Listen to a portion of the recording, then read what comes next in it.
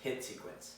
Bridge dumbbell press. For this exercise here, we're going to get down into a bridge position with a set of dumbbells. So I'm going to place one dumbbell on my thigh, the other. From here, I'm going to lie back. I'm going to prop up. I'm going to lower down slowly. 3, 2, 1. Drive up and press. 3, 2, 1. Drive up and press. 3, 2, 1. Drive up and press.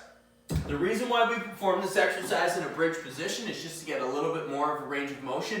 If you have a workout bench, by all means substitute this exercise for your regular dumbbell bench press. When performing your press, you always want to keep a good solid pin back shoulder positioning, and then you're going to lower down, always keeping the elbows below the shoulders, little pause at the bottom, and as I mentioned, drive back up. For your next exercise, you're going to need a chair of some sort. You're going to grab the dumbbells, pop them up right onto your thighs, and we're going to be performing Arnold presses. So from here, I'm going to bring those dumbbells in front, knuckles facing away from me. I'm going to twist and drive the dumbbells out at a 180-degree angle. Bring them back in, twist, drive out, press.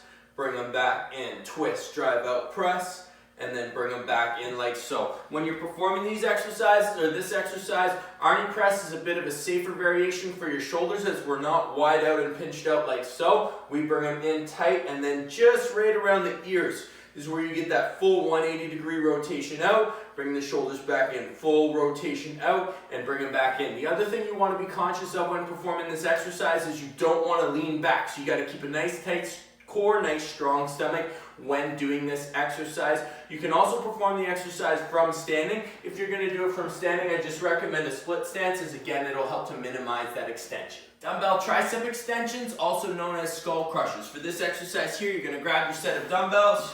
You're going to lie back on the ground like so, and then I'm going to bring the dumbbells down behind my head. My elbows come just below 90 degrees, and then I drive back up. Lower down, slow and controlled, tap right on the floor. Drive back up. Lower down, slow and controlled, tap right on the floor, drive back up. Notice how as I'm coming down, I'm bringing my elbow back just a little bit.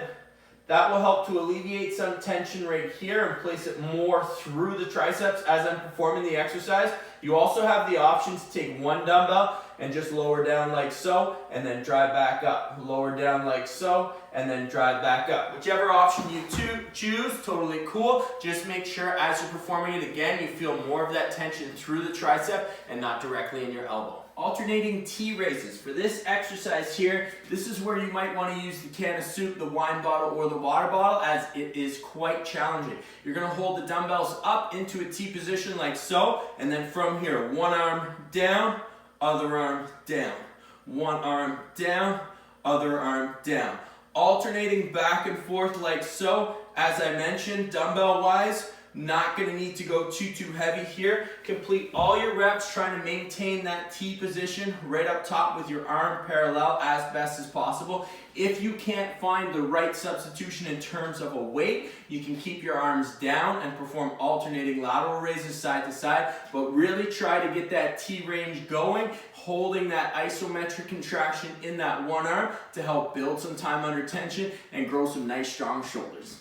Walkout push-ups. For this exercise here, you're going to alternate between tricep push-ups and conventional push-ups. The biggest difference being how far apart you place your hands and where the loading ends up going.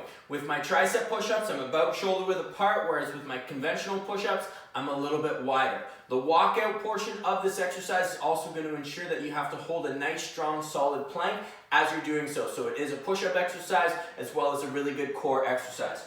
What I'm going to do, I'm going to start down on my knees here. I'm going to go for one push-up, and then I walk it out, go conventional. Back in for tricep, push up, out like so. What you want to do is, let's say I ask you to do 8 reps. Perform your tricep push-up, walk it out with that left hand for 4, and then for the other 4, perform your tricep push-up, walk it out using that right hand, so you stay nice and balanced on both. You can perform the exercise from your knees, off of your knees, or a combination thereof. So off of my knees, it's going to look the exact same, nice and strong, feet shoulder width apart. Down for my tricep push-up, walk it out. Regular push-up, down for my tricep push-up, walk it out. Regular push-up like so. If you want to get really challenging and really fancy with it, if you're really strong with your push-ups and you have good, strong, stable shoulders, no history of rotator cuff injuries, then you can go for something like a plyo push-up. Back in, back out, back in, back out. but you want to make sure that you've mastered the original walkout variation before doing so. 30, 20, 10. We're going to go in and outs, front to backs, and then drop squats. 30 in and outs, 20 front to back, 10 drop squats. Do anywhere from 3 to 5 rounds.